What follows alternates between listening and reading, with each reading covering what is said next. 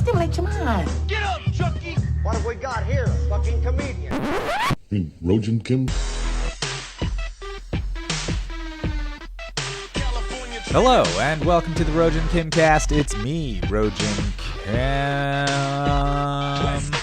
It's a lovely July 8th? July 8th, I think it is. It's July 8th. July, first week of July is come and gone. 4th of July come and gone. A lot of things happening. I took a little break. Had some stuff going on, film shoot and whatnot. Took a little hiatus, but I'm back, guys. I'm back, and there's so much to talk about. So much to talk about. Don't you see it all swirling around you? It's in the air.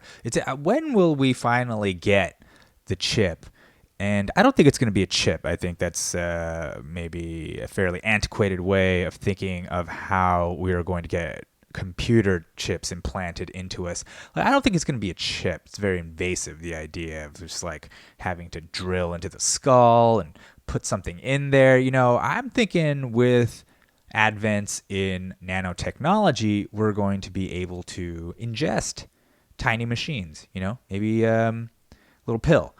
Take a little pill, you know, it goes through your bloodstream, and then it coalesces, the nanomachines combine into a chip somewhere in your brain so that we could have this neural computer interface that we so desperately need. Wouldn't you rather have all this information just beaming directly into your head instead of on your stupid phone? You don't have to look down anymore. You don't have to hold an object. You don't have to be looking at a screen, your eyes going, you know, worse and worse because they're focusing on this bright blue lighted thing that you shouldn't even be looking at. Nothing in nature is like this at all, and you're looking at it. Isn't it better to actually just have everything integrated into your brain, your thoughts? Just imagine the direct stream of Instagram pouring directly into your visual cortex. Now, wouldn't that be something? Wouldn't that be worth having? You know, wouldn't you say to your loved one, whoever that may be, whatever gender, sex, whatever political background, whatever their belief system, to look your loved one in the eye, or at least the virtual facsimile of the eye that they will have in this newly cybernetic world? Wouldn't it be great to just look at them and say, it was worth it? Everything that humanity did to get us to this point where we live in a complete sphere, you know, of ones and zeros, you know, where reality and augmented reality and virtual reality are just blending together. What is reality? Reality is what you can afford, right? Reality will become the amount of money you can afford to pay for certain subscriptions for this new brain internet, MindNet. You know, it's like MindFi. Imagine we all have some MindFi. Well, that'll be good. I don't know. I guess that would be a fun thing to... That's a fun thing to think about. It's a little heavy, huh? That was my introduction. Jesus Christ. What? What? Am I advocating for some kind of brain internet? MindFi? Right? Imagine just snorting nanomachines and getting high by boosting your MindFi signal. You know, that's what it does. It gives you a little kicker, right? You get like, you know, like you can get like 3 videos playing at the same time. You know, they could be porn. They could not be porn. Maybe you're just comparing, contrasting 2 different episodes of a television show, or watching 3 porno videos at the same time. Whatever you want. It's your world. But imagine now you could do that in your head. And imagine you take a little snort of a nanomachine drug that allows you to widen your bandwidth. And say instead of 3 videos, you get to have 30. You know, for like, I don't know, like a minute, you know, just 30 streams pouring straight into your brain. You're just getting it all. And you're like, I know Kung Fu. You know, and that's possible. I mean, is it possible? I don't know. Some people say it's not possible for 50, 100 years, you know, we don't even understand the brain. Probably not possible at all. I don't know. I'm just guessing. I mean, maybe in my lifetime, in our lifetimes, we're going to see something like that. but maybe not. Maybe we don't need it. I mean, we basically already have it. It's just stupidly separated into another device. But maybe that's a good thing. Maybe it's good. Maybe we don't need direct access to the source. Maybe it's too much. I mean, it's already too much to know all this stuff, to get all this information constantly, 24 hours, of just nonstop information about what? I don't know. I don't know.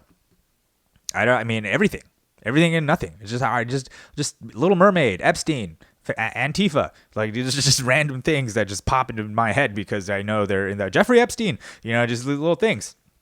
And then of course Trump, Trump everywhere. And who's going to beat Trump? Warren, Kamala, Biden, Sanders. I don't give a fuck. I don't know. And honestly, at this point, it's too early. It's too early. Do I care? Yeah, I don't know. It's hard to know. I was walking down the street on Melrose Avenue, and a person with a clipboard approached me. Now, this person was obviously, just some canvasser for some cause. And I used to do that stuff when I was a kid. It's an easy job to get when you're in college. You go around, try to get people to sign a petition for some cause, and the environment, human rights, whatever. And so you have to engage people on the street. You have to try to get their attention, try to get them to stop, to talk to them. And a lot of times, these people suck. These people are like some of the worst people in the world. Like I don't mean like they're murderers or just anything like that. I just mean that you're not dealing with the cream of the crop. You're not dealing.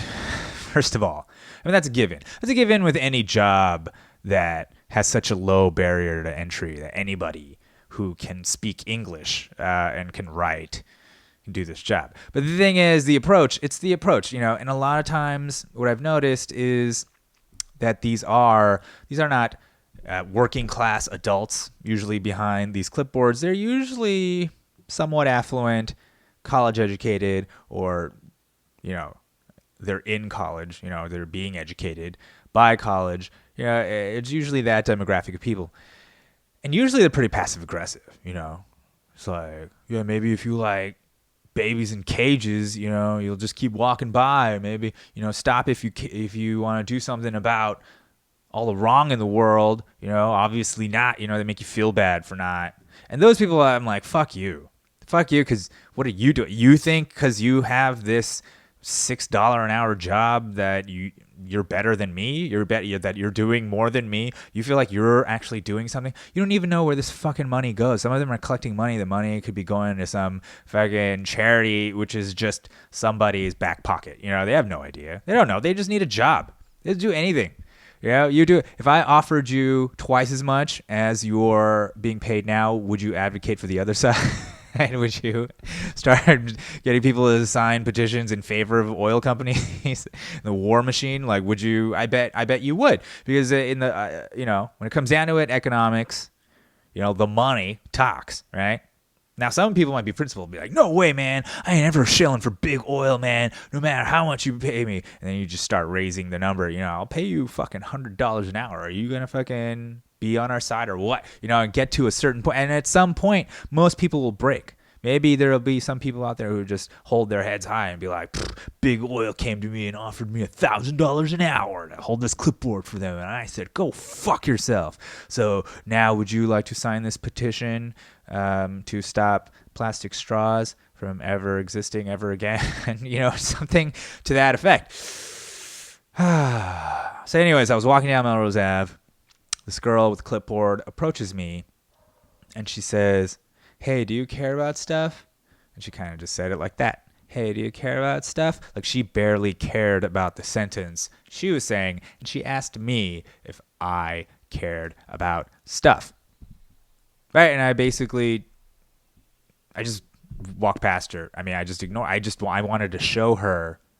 I didn't even want to dignify her with a response. Because when I was younger, when I was more of an asshole, I probably would have just said no and just kept walking. And then I would have been the bad guy there. She'd be like, oh, that guy doesn't care about stuff. And for me, I'm like, what are you asking me this question for? What is this question? Like, why do you care about stuff? Like, what? Yeah, what is stuff? Like, what are you talking about? Care about stuff? Listen, we're supposed to be in the grips of fascism, according to some people right now, right? Trump's election was a herald of the fascist, white supremacist takeover of this country, evidenced by the concentration camps on the border with the refugees and the kids in the cages, right? This seems to me, if you hold this view that we're in a crisis situation right now, we're in an absolute crisis, okay? And your energy level to that crisis is, hey, do you care about stuff? Like that's unacceptable. I mean, if you truly care, if you care, I mean, you're asking me if I care. Do you care? It makes me want to ask if you care. Like, do you care about stuff? Do you actually care about these children in the cages? Because if you do, you don't seem that concerned. You get to go home after. You may not get enough signatures on your clipboard. They're not going to put you in a cage for that. Well, what's going to happen after? You just go home. You might get fired. That's the worst thing you're going to do. And then you'll just go get another shitty job for another shitty cause. And then you're going to ask people if they care about that. Right? I'm just wondering,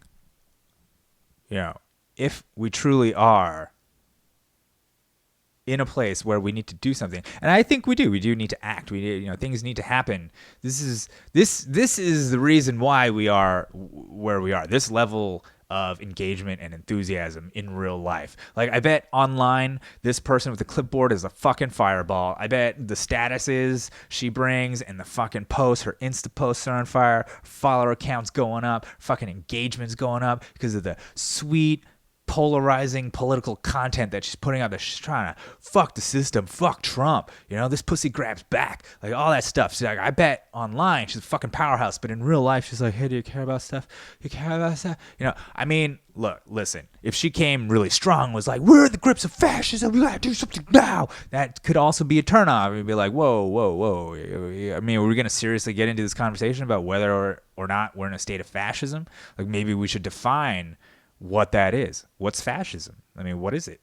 Like, I could go look it up on Webster. I have a political science background, so, for me, fascism, the way I learned it, is really the collusion between private and public forces to create an authoritarian, totalitarian government system that it's got a sort of list of qualifications. Usually it involves some kind of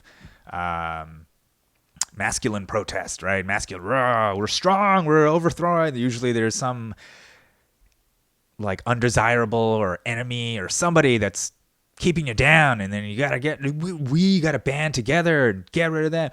But really it's the ultimate collusion between the government and private interests, right? Basically fuck over the regular citizenry, and it's the people with the power get together and tell them what to do. And that's sort of that's fascism in that sort of academic sense. Now, fascism can go crazy and become like Nazis, can become it can go crazy place. But other countries, you could say maybe they are kind of fascist. It is a somewhat it's a private enterprise, where private enterprise and the public sector get together. Still a market economy. It's not like communism. See, like communism, the government completely took over all industry, and then they got rid of the market. They got rid of the idea of supply and demand, and instead they had quotas. They had whatever they came up with instead, because communism was sort of seen as this revolutionary economic theory, right? It's a terrible theory, but basically taking all of market economics and saying this is oppressive and we're going to create our own socialist economy, whatever it was, socialist values, whatever that is. Whatever that ended up being was just what the state said it should be. So instead of supply and demand dictating you need to make 200 shoes next quarter, it was just the fucking chairman of the committee of the shoe thing saying we gotta do 200, because the number here says 200, and the next time we gotta do 220. There's no real measure of how to produce anything if you take away supply and demand. So anyway, fascist governments, they still have the supply and demand. The government's there, the fucking businesses are kind of colluding with them, I guess, and you see this happening in country. Singapore has always been sort of a quasi-fascist state, right? A lot of Asian countries. There's countries out there you qualify as fascist, but not necessarily the fascist way that people are worried about. Fascism. When people speak of the dangers of fascism, I feel like their main model is Nazism, and Nazism is, yes, it was authoritarian, it was totalitarian, but was it truly fascist, or was it truly even socialist, like they say in, their own name, National Socialists? And a lot of political scientists say no, they're not actually either. They're not actually fascist, they're not actually socialist, because Nazism overall is a racist ideology. It's not an ideology based on the nation, like national boundaries. Like Hitler wanted to take over the whole world with white people, and white people, it was like an order of white people, Aryans, whatever, at the top, and then the dirty whites, and then so on and so. And then I guess Asians. I don't know what the fucking pyramid was. Jews being gone. I don't understand it, but that was their view. Right. So in their mind, it wasn't, at first they started with this nationalist thing of like Germany needs to, but they just spread beyond their borders immediately. Right. And they justified the invasion and annexation of other territories by their white supremacy. They justified that. They justified we're taking over these, because we should be the stewards as the white people, and that was their thing. So Nazism is really this kind of strange tribal, militaristic tribal totalitarianism, right? It's just, that's kind of thing. And that is a real danger, right? That's a danger because it's happened before, and we don't fucking want that to happen again. We don't want to fucking be all exterminating people and fucking trying to take over the world. That's no good, okay? But under, say, the academic definition of fascism, where the government and private enterprise are kind of hand in hand, I don't know. I mean, is that like the military-industrial complex? Could it be that the United States sells 50% of the arms, or more, actually, more than half the arms of the world sold by America, and it's private enterprise there, it's government collusion, and is that Trump's fault? I don't know. It seems to have happened a long time ago. It seems to have happened after Eisenhower. If you ask me, Eisenhower was the one warning us about about the military-industrial complex. Eisenhower warned us about the military-industrial complex, right? So, I don't know. One could argue fascism's beginnings were back then.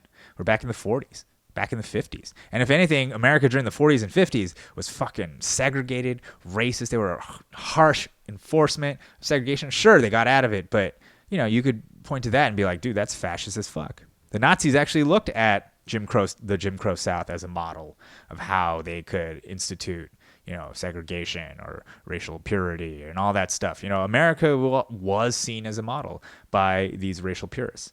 Right? That wasn't called fascist. But now here we are. We are in fascism. And if we're in fascism, young lady, why are you saying your approach to people with such little energy? Do you care about stuff? I don't know. Dude, we just had an earthquake in California, in Los Angeles. It was felt in Los Angeles, but it was like 120 miles away. So July 4th, there was an earthquake. Didn't quite feel it, but I saw other people feel it. But the next day, there was a bigger one. It was a rumbler. Went on for almost 40 seconds, almost a minute. It was one of those slow ones you could it was enough time for me to go, it's an earthquake, and then go stand in the doorway and then look on my phone as the earth was shaking to realize that standing in doorways is not a good idea. And I have grown up here. I grew up here and we had earthquake drills, and I should know that, Well, actually, that's new. Standing in doorways used to be a thing, but now you shouldn't because you could get hit by stuff. So you should really just try to get down to the ground, cover yourself, try to get down to the ground so you don't fall, cover yourself, get away from falling objects, get under the table, whatever. But it wasn't that bad. Here's the thing. It wasn't that bad, but it could have been. And that was the first time, I think, people in LA, there's a lot of transplants from other cities to LA, and a lot of people, they don't take the earthquake stuff that seriously because there's no warning. It could happen at any time. It could happen in 200 years, it could happen in 10 years, 20 years, the big one, right? And then everybody is just like, the big one, what? And I tell people, hey, build your earthquake kit. I'm slowly building mine. It's still not good enough. I only have water, no food yet, but we're still, we're gotta have something. Gotta have something because the shit is real. Because I was here during the Northridge quake, and it makes me sound like one of those old guys in the horror movie who's like trying to warn the kids. Like, back in 1994 in Northridge, there was a rumble. Northridge. All right. All of this would work if I wasn't so mush-mouthed. I don't know what's going on. All right, guys. Do you care about stuff? That's really what it comes down to. Do you care about stuff? Are we really, truly in a place where you say, fascism has taken over. Fascism has taken over. But has it? If so, why now? Why not after 9/11 when we did the Patriot Act, the NSA thing, basically gave up all of our rights for surveillance and due process. Like, if you're a terrorist, you can get arrested with no trial. They could kill you with no trial overseas, even. That's something that was established. Obama did that. That we have continually moved the line of executive power in this country since World War II, definitely. War powers and everything. As Reagan went to war without even having to declare war. We have these presidential powers where the president can basically have a military action for 60 days without congressional support. I mean, that seems like kind of against the whole point of checks and balances in the first place. The whole point was you needed to get their approval to go to war so that it would be hard to go to war. Instead, you're like, you have a 60-day free-for-all. And then we'll be like, hey, what are you doing killing these kids? Like that. That's what we have now. Right? So do you care about stuff? I don't know.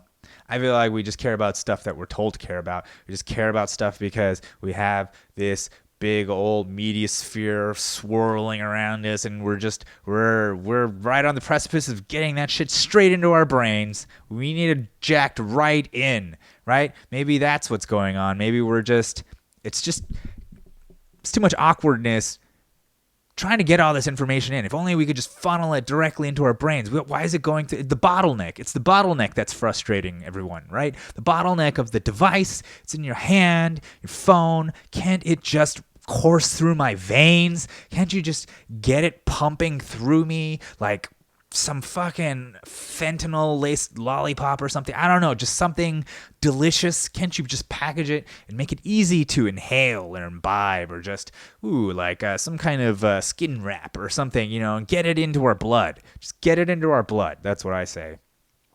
So anyway, fascism. We're in the grips of it. This poor gay Asian guy, Andy No, got the shit kicked out of him by Antifa in Seattle.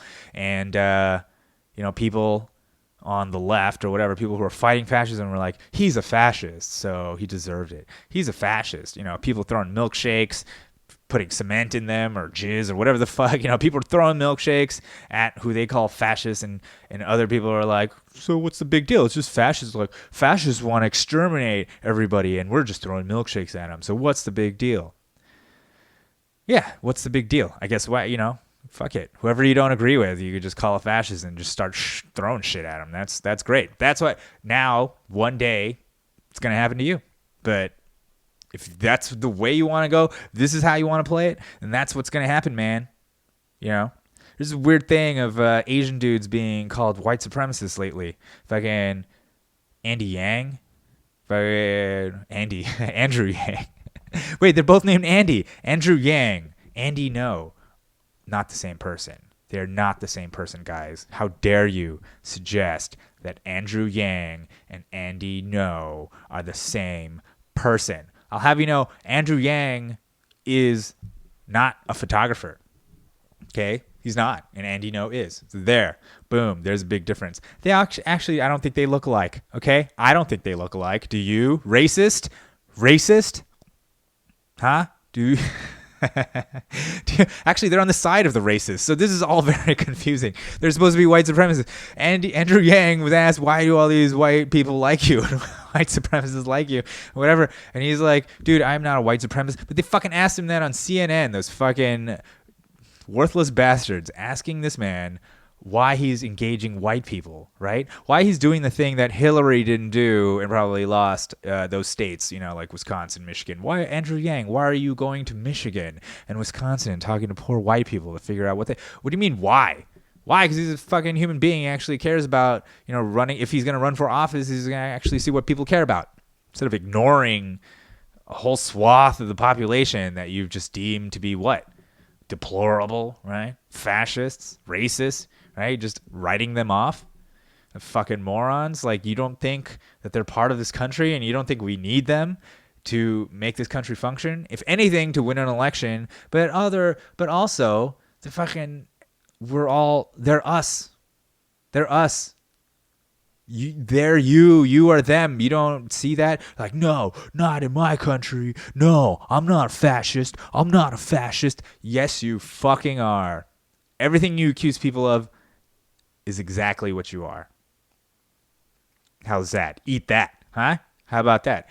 Everything you accuse people of is exactly what you are. I guess that's what I am, because I'm accusing people of that. But I'm fully aware of that, okay? Everything you accuse people, you are. So you fucking people going out there calling everybody fascist and those fucking dumbass right-wing motherfuckers who think the Jews run everything or whatever, that's you, okay? You run everything. You're the fascist. You're the goddamn problem, okay? Not them. And now it's me, because I'm accusing them of being the problem. And I'm equally the problem. We all are pieces of shit together. That's what unifies us as Americans. Don't you understand? We consume a quarter of the world's resources without compunction. You go ahead, try and tell people to not be as consumptive or as wasteful. Go ahead, try. Tell people not to use disposable diapers again. Imagine how much waste you could prevent by stopping disposable diapers. Seriously, think about one baby. How many disposable diapers that baby goes through in the time it takes to be potty trained. Now, multiply that by millions. This is just America. Multiply that by millions. Imagine the waste that these non-biodegradable disposable diapers taking up fucking, space in landfills, giant heaps of just shit piles of, just diapers soaked with piss and shit. Giant mountains of them everywhere. We make that. Tell people to stop. Make them stop. They won't. They'll fucking shoot you before you take away their diapers. You understand? Because diapers are fucking convenient as fuck. We're not going to go back. People are not going to go back to washing diapers, okay? So you can do what you want. The Second Amendment is there in case the government decides to ban diapers. Do you understand? That's how crucial this whole thing is going to be. But no one's going to do it. No one's going to get rid of it. End factory farming. End it. Get rid of it. It's one of the worst things for the environment. Obviously, a lot of people are, don't like the cruelty. The animals in the cages. End it. Go ahead. Get rid of it. Let's get rid of it. It's never going to happen. Never going to happen. Why? Because, first of all, convenience will always win. Convenience is always going to win out, right? It's the economics of convenience. People are just going to, I'll just pay to get the thing that's delivered to me. I'm not going to go out and hunt. Are you kidding me? All right? That's number one. Number two, we don't really care. Nobody really cares. We say we care, but in the day-to-day, we don't really care because we're just trying to live. And that's the day-to-day stuff that adds up. Millions upon millions of people all committing what they think are completely rational actions, but all at once equals a disaster. Just like cars, right? Everybody needs a car. I'm not going to give up my car. You're not going to give up your car. You got to get around. But now multiply those cars by billions. Yeah, what do you got? You got a fucking disastrous situation with all this carbon going into the air. Now, is it up to us? It's up to us as people, individuals, to be like, I'm not going to drive anymore. Or up to us to just be like, I'm not going to use petrochemicals.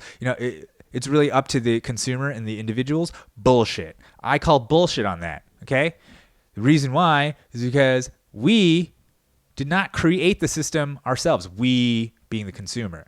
The system is created by the entrepreneurs that create the system, the people who end up paying for it.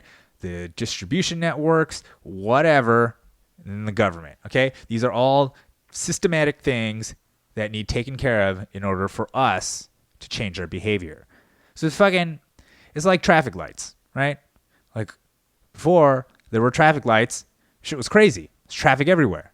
But why? Because we all know what we should do at a 4-way intersection. We should all stop and go orderly. We should all be doing that, right? But do you think that's that's what happened? You think that's a fucking, intelligent way of guessing how people would act? You think it's really smart to just be like, yeah, people know better, we'll leave it up to them? No, of course not. They need a system. The system helps things stay in order, and we will all fall in line with the system because people do desire order. We don't want fucking chaos everywhere. We don't want people running all over the streets and people going left and right across the intersection without even waiting for, everybody's going to fucking just go for it. It's going to be chaos. It was chaos, right? So they had to create a system, traffic lights, lanes, these things, and we abide by them. Okay. And just like that, what we need is a systemic change of our industrial agricultural system, our industrial economy, the way we do war, all of it. All of it is killing us. All of it is designed to just consume and spit out nasty toxic chemicals into the air and water, right? Again, killing us, right? Everything we do is designed to kill us. And on the small scale, we're like, oh, we need this. This is for our survival or our protection, our security. But in the grander scheme, it's just going to fuck us in the end, right? So this is this short-term thinking. So the systems need changing. You know what I mean? Don't fucking blame us for using the system that's provided.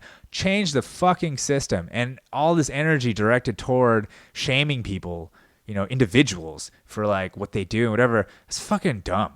It's dumb. It's just like this whole voting thing. It's like voting, right?